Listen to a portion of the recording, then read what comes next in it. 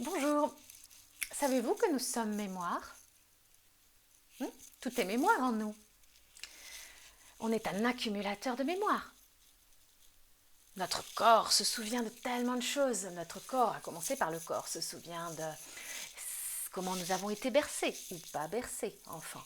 On a les mémoires de nos câlins et de nos paires de claques. On a les mémoires de nos partenaires de jeu quand on était enfant. Ou quoi qu'on en dise, notre corps a la mémoire et l'empreinte de tous nos partenaires sexuels. Et puis nous avons les mémoires émotionnelles, agréables, désagréables. Ce sont autant d'empreintes qui sont à l'intérieur de nous, de souvenirs. Nous avons ce cerveau, cette usine à mémoire, cette armoire dans laquelle il y a tous ces tatouages de mots et puis tous ces tatouages sensoriels sous forme d'images, d'odeurs, de sons qui sont enregistrés. Ainsi, nous sommes nos expériences, nous sommes nos souvenirs, nous sommes de la mémoire. Et nous n'en finissons pas, au fur et à mesure que notre vie avance, d'enregistrer de la mémoire, d'enregistrer de la mémoire. Nous accumulons. Alors non seulement nous sommes de la mémoire, mais en plus, dans notre société matérialiste occidentale, on a un petit souci parce que toute notre société est fondée sur l'accumulation de mémoire. La mémoire matérielle, oui, on appelle ça le patrimoine. Alors, il y a les voitures, il y a les appartements, la pierre, le dur, les terrains, le compte en banque. Et puis, quand on va transmettre à ses enfants, plus c'est lourd, mieux c'est. On va transmettre cette mémoire matérielle. Et puis, il y a toute la mémoire immatérielle. Et puis alors là, ça commence, c'est tout le temps, quoi. Ça commence dans toutes les institutions, éducatives, culturelles, religieuses, etc. Alors à l'école, il paraît qu'on est une chose vide dans laquelle on va mettre de la mémoire, on va mettre des choses, on va enregistrer des savoirs, on va nous remplir de mémoire en fait. Et puis il va falloir avoir une bonne mémoire, tout retenir par cœur, etc. Ensuite, je sais pas moi, un CV. Ah oui, CV. Un CV, il faut noter ses expériences, ses souvenirs, ses mémoires. Et il faut également présenter ses diplômes qui sont la preuve que nous avons beaucoup de mémoire, puisque dans les diplômes, nous avons rempli le bac à mémoire. Puis dans les études après, quelles que soient les études qu'on fait, par exemple, je ne sais pas moi, à la fac, même quand c'est un travail de recherche, on appelle ça un mémoire, on fait un mémoire, on rédige un mémoire. Et puis, je ne sais pas, quand on fait un stage par exemple, qu'on est apprenti ou etc., on fait un mémoire de stage. Vous voyez les mots, nous sommes notre expérience. Visiblement. Et puis c'est notre expérience qui nous apprend les choses de la vie. Et puis toute la mémoire aussi qui est valorisée dans la mémoire que nous faisons à notre histoire, à notre famille, à nos parents. On va dire que ça a toujours été valorisé d'honorer la mémoire de nos défunts, de notre pays, etc. On appelle ça en psychogénéalogie par exemple les loyautés, c'est-à-dire qu'on va consciemment ou inconsciemment être bâti, être pétri de toutes ces loyautés envers notre mémoire, envers nos expériences passées, les nôtres et celles de nos pères, P-E-R-E-S et puis P-A-I-R-S, c'est-à-dire nos semblables. Notre société, notre culture d'origine, notre religion, nos valeurs morales, etc. Nous sommes toute cette mémoire. Dans d'autres langages, par exemple dans le langage oriental, asiatique, etc., on va appeler ça le karma. C'est tout ce que l'on porte avec nous de notre expérience, agréable, désagréable, positive, négative, selon comment elle est valorisée, en bien, en mal, etc. Donc nous sommes cette mémoire, visiblement. Mhm. Euh, alors, il ne s'agit pas de balayer tout ça, hein, on est bien d'accord. Nous sommes nos mémoires historiques, nous sommes nos mémoires, je ne sais pas, épistémologiques, pour employer un grand mot, c'est-à-dire l'histoire des sciences. D'accord. L'épistémologie, c'est ça, c'est comment les sciences se sont enchaînées les unes aux autres et ont progressé. Nous sommes notre histoire géographique, notre histoire du pays. Nous sommes du pays dans lequel on vit, nous sommes l'histoire de notre culture, nous sommes notre histoire familiale. Oui, oui, oui, oui. Mais sommes-nous que cela? Quel sens a donc la vie? La vie serait donc une reproduction de mémoire, une succession de mémoires qui s'empilent, qui s'accumulent les unes derrière les autres, puis après se transmettent comme cela. Ce serait donc cela, la vie, et le but de la vie. Il faudrait peut-être remettre ça dans le sens et la direction que nous prenons. Il faut savoir que la mémoire se sert elle-même, c'est-à-dire qu'elle vise, leçon numéro 1 de sociologie, de psychologie, tout système cherche à se reproduire à l'identique, d'accord, cherche à se régénérer tel qu'en lui-même. Donc, en fait, si nous sommes nos mémoires, nous sommes nos expériences passées, eh bien, nous sommes, imaginez, nous avons eu une enfance difficile où nous sommes nés dans un pays en guerre. Nous sommes donc remplis de mémoires difficiles et douloureuses. Et donc, comme c'est cela qui est ce que nous sommes, eh bien, nous n'allons avoir de cesse que de reproduire dans notre vie toutes ces tristesses, toutes ces colères, toutes ces difficultés. D'une manière ou d'une autre, cela va se reprojeter sur tout ce que nous allons entreprendre et faire. Ben oui, puisque nous sommes nos mémoires et nos expériences. Okay, ou bien, ça marche aussi dans l'autre sens. Imaginez que vous avez vécu quelque chose d'extraordinaire, mais vraiment quelque chose de sublime. Ça peut être au niveau relationnel, ça peut être au niveau d'une situation, d'une expérience, de quelque chose de fabuleux. Eh bien, comme nous sommes notre mémoire, eh bien, nous allons chercher absolument à reproduire. Toute notre vie, après, va être le fait de retrouver, de reproduire cette mémoire tellement fabuleuse et tellement extraordinaire. Et nous allons nous identifier à cette vision orgasmique, paroxystique de la vie en disant que j'ai une telle mémoire, je suis tellement habitée de cette mémoire que c'est ça que je suis et c'est ça que je veux refaire et refaire et refaire et refaire. Et notre vie va être une quête infinie de ces moments sublimes. Bon. Donc en fait, toute mémoire se reproduit. Il faut savoir que le cerveau fonctionne comme ça. Hein. Le cerveau retient tout. Ça, c'est sûr. Le cerveau, le corps, en fait, tout a une mémoire en nous. Mais prenons le cerveau, puisque c'est là que souvent en Occident, en tout cas, on loge tout ce que nous sommes d'être pensants, d'être, etc. Eh bien, le cerveau fonctionne ainsi, c'est qu'il retient tout, mais il retient particulièrement les expériences les plus intenses, positives ou négatives, on va dire, hein, agréables ou désagréables, et puis les expériences paroxystiques, les plus intenses, et puis dans les plus intenses, il retient encore plus particulièrement les plus violentes, les plus douloureuses. Pourquoi? Parce que c'est hérité du cerveau reptilien, hein, préhistorique, etc. C'est que nous avons un réflexe de survie, nous voulons repérer le danger. Nous voulons apprendre, notre cerveau apprend à repérer le danger. Et donc, il va repérer toutes les expériences douloureuses qu'il a déjà vécues pour ne pas les revivre. Et il va s'occuper de ça en priorité. Il va retenir surtout ça. Il va mettre son attention et son focus là-dessus. Donc c'est terrible parce que si nous sommes nos expériences et que toutes les expériences ont tendance à se reproduire, à se régénérer telles qu'elles sont en elles-mêmes, eh bien mince alors. Comment on va évoluer alors? Comment ça se passe? Comment ça se passe puisque... Est-ce qu'on ne serait pas autre chose également que nos mémoires et que nos loyautés? Nos loyautés envers nos familles, envers nos règles, nos lois, envers nos gouvernements, nos dirigeants, nos cultures, nos religions, nos valeurs morales, historiques. Est-ce qu'on ne serait pas autre chose? Tiens. Il faut savoir que c'est ancré en nous. que nous avons à honorer la mémoire du passé.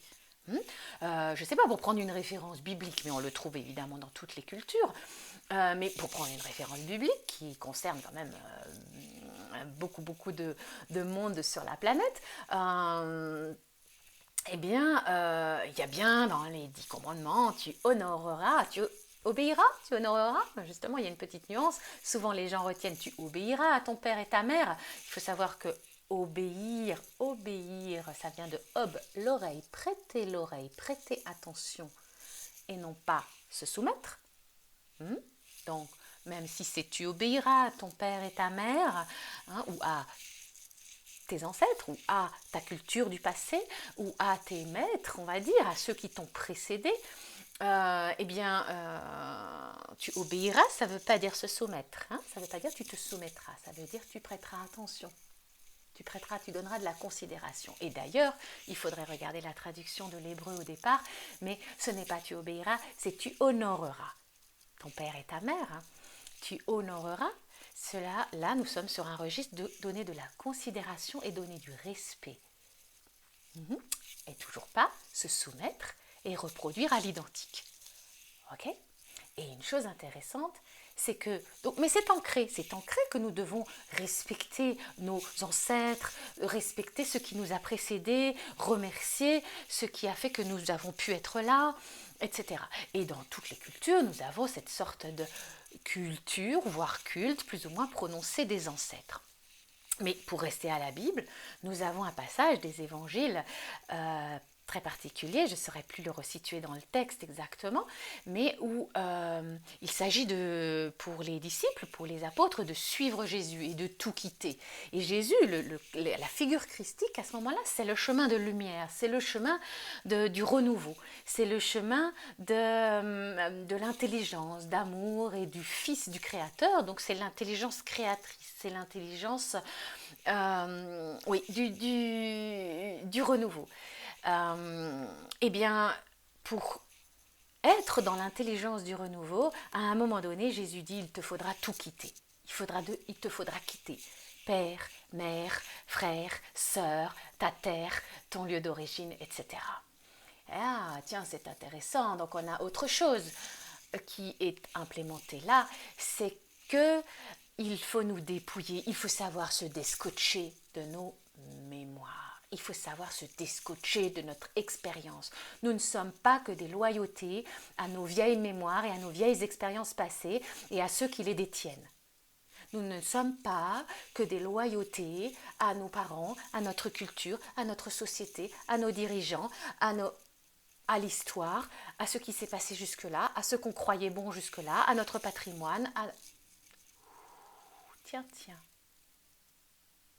Serait-on autre chose ? Qu'aurait-on pu recevoir à la naissance qui soit autre chose que ça ? Que de la mémoire ? À la naissance, nous avons reçu une intelligence de vie, une étincelle, un microprocesseur libre et créateur. Mince, on l'oublierait pas un petit peu des fois ? Alors, ce qui se passe, c'est qu'on l'a tellement oublié, on l'a tellement négligé, qu'on ne sait même plus où il est, ce microprocesseur libre, créateur, inventif, capable de réinventer les choses, de découvrir autre chose, etc. Au point qu'on a souvent tendance à marginaliser celui qui a des idées nouvelles ou à le juger soit utopiste, soit rêveur, soit complotiste, n'est-ce pas ?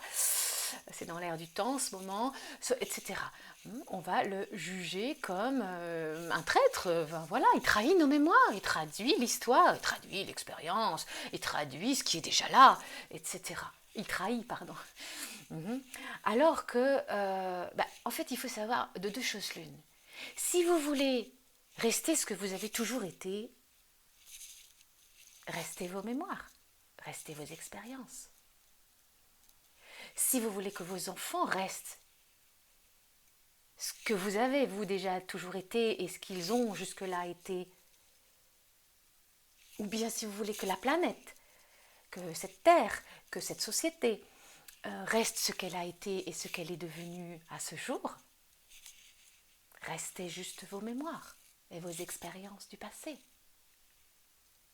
Par contre, si vous voulez que quelque chose bouge, que quelque chose change, que quelque chose se réactualise, que quelque chose ne soit pas que le passé, la reproduction du passé, mais que quelque chose soit le présent et le futur en marche, il va peut-être falloir faire appel à autre chose qu'à la mémoire, à autre chose que l'expérience acquise et accumulée jusque-là. Et là, il pourrait peut-être être intéressant de s'intéresser à ce microprocesseur d'intelligence de vie, d'intelligence libre et créatrice que nous sommes. Alors, effectivement, on a un petit souci parce que dans notre société, les enfants, ils apprennent pas, on leur apprend pas. Hein. On les met tout de suite dans, tu dois enregistrer des tas de choses, on va t'apprendre des tas de choses, et tu vas devoir te conformer, et tu vas devoir produire, et tu vas devoir accumuler, et c'est ça réussir. Accumuler toute cette mémoire matérielle, immatérielle, etc., qui fera de toi quelqu'un de bien, quelqu'un de loyal. Donc, on a un petit souci parce qu'on ne sait pas trop comment faire. Alors, moi, je dirais qu'il y a trois grandes choses, trois grandes, presque étapes, ou choses en tout cas incontournables. Si vous voulez créer quelque chose dans votre vie, être responsable, adulte, créatif, actif, acteur dans votre vie. D'abord, premièrement, je dirais que ces mémoires, il faut aller les visiter, il faut aller les nettoyer, il faut aller les relire, il faut aller les épurer. C'est impossible. Imaginez un ordinateur quand il est trop chargé, au bout d'un moment, vous imaginez le truc, ça marche plus quoi. C'est lourd, c'est lent, il y a plein de cookies, il y a plein d'historiques, il y a plein de déchets, il y a plein de trucs. Il n'arrive plus à avancer parce que au moindre pas, il doit trimballer toute sa mémoire. Je ne sais pas si vous avez vu, je vous mettrai peut-être le lien dans la description de la vidéo en dessous, mais cette très jolie petite histoire que raconte Christiane Singer avec le rabbin de Vienne, donc qui est un vieux rabbin qui arrive à Vienne alors qu'il vivait aux États-Unis, il n'y était plus depuis très longtemps, et puis il va aller sur un vieux pont de la ville et il va dire: je suis retourné sur le pont de la ville parce qu'avant de mourir, je veux retirer de ce pont, il y avait encore sur ce pont un souvenir très douloureux de moi. Et avant de mourir, je veux retirer ce souvenir pour que quand je partirai de ce monde, il ne reste pas dans ce monde cette mémoire douloureuse, que ça n'alourdisse pas le monde. Vous voyez, nos expériences et particulièrement les douloureuses que notre mémoire a retenues, à garder comme une expérience, eh bien, elles alourdissent notre vie, elles alourdissent nos choix au présent. Elles nous empêchent souvent d'avancer léger, d'avancer neuf et de créer. Et donc, vous devez absolument, à un moment donné, quand vos mémoires sont trop lourdes, en vous faisant accompagner peut-être, mais vous devez pardonner, vous devez recycler. Imaginez une ville ou un village rempli de poubelles. Ça ne vit plus, on ne respire plus. Il faut recycler les déchets. Donc voilà, on en meurt, vous savez, de nos stockages de mémoire. Et particulièrement sur le plan de la santé, par exemple, je pense aux maladies autodégénératives du cerveau, par exemple, comme les Alzheimer, dont on parle beaucoup en ce moment. Mais je pense à toutes ces maladies auto-immunes où on se mange soi-même, on se pulvérise soi-même à l'intérieur. Les fameux cancers par exemple ou autres, et quand on commence à travailler en profondeur sur les origines de ces maladies, quand les médecins au bout d'un moment sont au bout du bout en disant: mais mon cher monsieur, ma bonne dame, dans la matière je ne peux plus rien faire pour vous, vous fabriquez du cancer, et qu'on commence à regarder enfin le côté, mais d'où ça vient ce cancer, pourquoi cette personne est en train de se bouffer elle-même, eh bien on se rend compte qu'il y a des stocks de mémoire, et notamment de mémoire émotionnelle, de mémoire traumatique, qui pourrissent à l'intérieur. Et au bout d'un moment, la personne n'a plus qu'une seule solution, c'est de se manger elle-même. Ok ?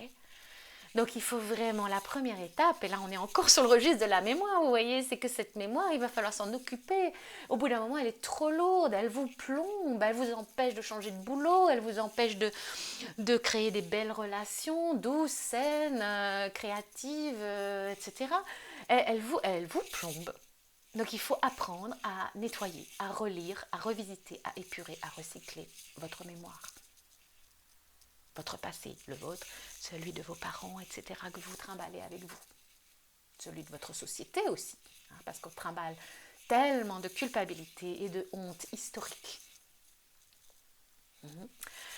Ok, deuxième étape, je dirais, ou deuxième chose qui est incontournable, ou qui est vraiment utile, c'est de se dire, pour chaque mémoire, et notamment toujours ces fameuses mémoires compliquées et douloureuses, mais qu'est-ce que j'ai appris avec cette mémoire ?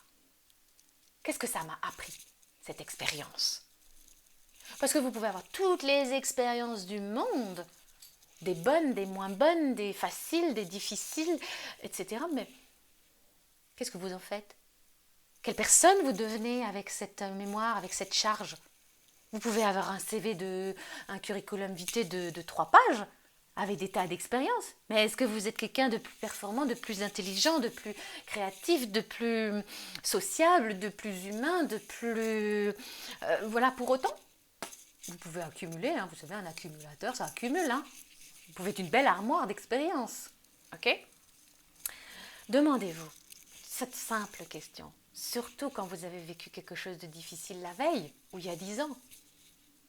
Qu'est-ce que cette expérience qui m'a fait mal, qui était difficile, m'a appris ?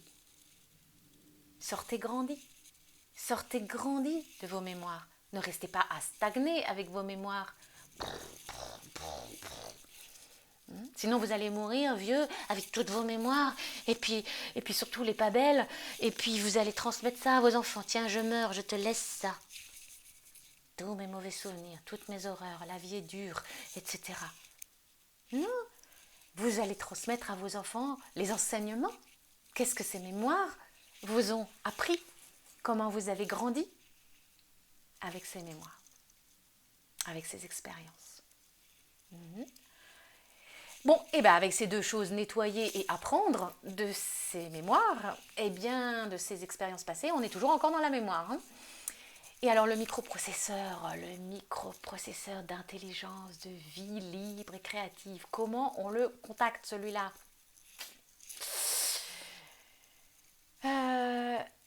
Bon, je vais vous inviter à 3 choses.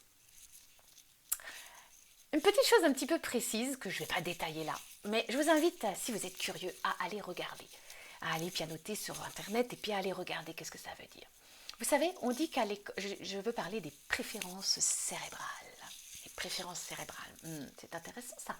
Parce que, vous savez, chez nous, on privilégie une certaine forme de performance et une certaine forme de mémoire. On dit que par exemple l'école française travaille avec essentiellement 2 types de préférences cérébrales. La logico-mathématique et puis la préférence cérébrale verbale. Les mots, le langage. L'articulation du langage. C'est déjà pas mal. Mais il y en a 12, 15 des formes d'intelligence cérébrale. Tous les microprocesseurs ne fonctionnent pas pareil. Vous avez peut-être une intelligence émotionnelle très très puissante. Vous avez par exemple une intelligence intuitive et spirituelle très très forte. Vous avez peut-être une intelligence naturopathique. Je ne sais plus comment il l'appelait. Il y a 2 ou 3 chercheurs qui ont beaucoup travaillé sur les préférences cérébrales. Vous rechercherez. Et vous avez peut-être une intelligence sonore très développée. Vous avez peut-être, etc., etc. Et vous ne connaissez peut-être même pas vos préférences cérébrales, vos 2 ou 3 intelligences préférentielles. Parce que on vous a jamais appris à vous occuper de ça. On vous a dit, oh, ça sert à rien. Oh, t'es un rêveur, ou oh, arrête de, ou ceci ou cela. Et on ne vous a pas permis d'aller voir comment votre microprocesseur fonctionnait naturellement en vous. Donc je vous invite pour aller trouver que vous n'êtes pas que la mémoire qu'on a voulu vous mettre dedans, et la façon de réfléchir, et les expériences, et etc. qu'on a voulu vous mettre dans la caboche, et que vous êtes bien autre chose, tapotez sur préférences cérébrales, les 12 préférences cérébrales, je suis désolée, j'ai pas retenu le nom des chercheurs qui ont travaillé là-dessus, et vous trouverez des choses, et demandez-vous, mais moi, je fonctionne comment en fait? Comment il fonctionne? Il tourne à quoi mon cerveau, mon cœur? Comment ça marche? C'est quand que je sens que je suis le plus performant au niveau vital, au niveau vivant, au niveau... C'est quand que j'ai de la lumière qui circule dans ma tête, là. Oui? Et que ça me donne envie, que ça me stimule naturellement. Cherchez ça. Premier petit indice, juste pour chercher. C'est un peu technique, mais si vous êtes curieux, vous irez voir. Deuxième proposition, et à certains, ils vont se braquer tout de suite, ils vont dire « Oh, je ne suis pas un créatif ». J'allais vous dire, inscrivez-vous, faites quelque chose de créatif, même si vous ne l'avez jamais fait. Regardez un enfant, il est créatif, toujours, naturellement. Un enfant, un bout de bois, c'est un cheval. Il fait des piles de cailloux. Si vous le laissez faire, un enfant, il rêvasse, il imagine, il crée, il est dans son monde, il fait des tas de choses avec ses orteils, il babille, il invente des langages, etc. Vous avez ça en vous. Simplement, on vous a cassé la créativité. Parce qu'on vous a dit, c'est pas important. Tu dois devenir de la mémoire et de l'accumulation de mémoire, et tu dois fonctionner de façon comme ci, comme ci, comme ça. Donc, je ne sais pas, commencez par un petit quelque chose, une petite activité créatrice. Si c'est la cuisine, faites la cuisine, inventez des trucs. Si c'est le jardinage, jardinez. Si c'est un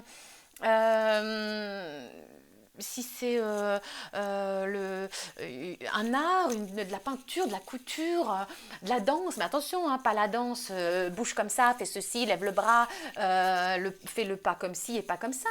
Non, non, une danse qui vous inviterait à trouver le danseur à l'intérieur. Celui qui a envie de s'exprimer. Il y a des tas d'accompagnements, d'activités qui sont proposées en ce sens-là. Ainsi que des cheminements, vraiment délibérément, de croissance personnelle, de développement personnel, qui sont orientés pour déclencher la créativité, pour que vous la trouviez, pour que vous réouvriez cette petite boîte à l'intérieur de vous. Donc, allez regarder du côté des préférences cérébrales. Allez faire quelque chose de créatif, même une toute petite chose. Empilez des cailloux, collectionnez des images. Faites quelque chose, amusez-vous. Lâchez ça.